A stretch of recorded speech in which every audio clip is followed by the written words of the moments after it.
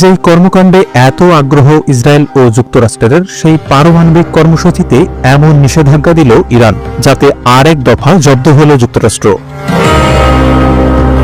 সম্প্রতি ইরান আন্তর্জাতিক আণবিক শক্তি সংস্থা IAEA এর সঙ্গে সহযোগিতা স্থগিত করে একটি আইন অনুমোদন করেছে। প্রেসিডেন্ট মাসুদ পেজেশকিয়ানের নেতৃত্বে আইনটি পাশ হয়। প্রস্তাব অনুযায়ী এখন থেকে IAEA এর পরিদর্শকরা চাইলেই ইরানের পারমাণবিক স্থাপনায় প্রবেশ করতে পারবে না। এর জন্য অনুমতির প্রয়োজন হবে দেশটির জাতীয় নিরাপত্তা পরিষদের।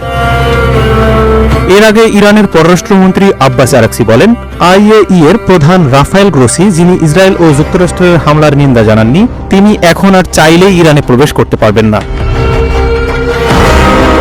গ্রোসি সম্প্রতি যুদ্ধকবলিত ইরানের পারমাণবিক স্থাপনাগুলো পরিদর্শনের আবেদন জানিয়েছেন, কিন্তু ইরান তা সরাসরি প্রত্যাখ্যান করেছে। ইরানের পররাষ্ট্রমন্ত্রী বলেন, এ পরিদর্শনের চেষ্টা অর্থহীন এবং কূটকৌশল।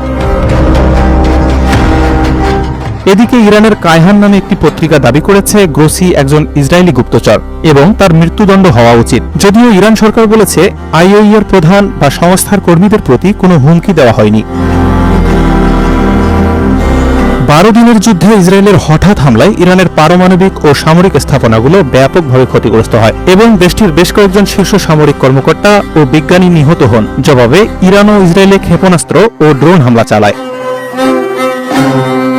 প্রসঙ্গত 22 জুন যুক্তরাষ্ট্র ইসরায়েলের মিত্র হিসেবে ইরানের ফোর্দো, ইস্পাহান ও নাতানজের পারমাণবিক স্থাপনায় অভূতপূর্ব হামলা চালায়। অনেক টানাপোড়েনের মধ্য দিয়ে 24 জুন দুই পক্ষের মধ্যে যুদ্ধবিরতি কার্যকর হয়।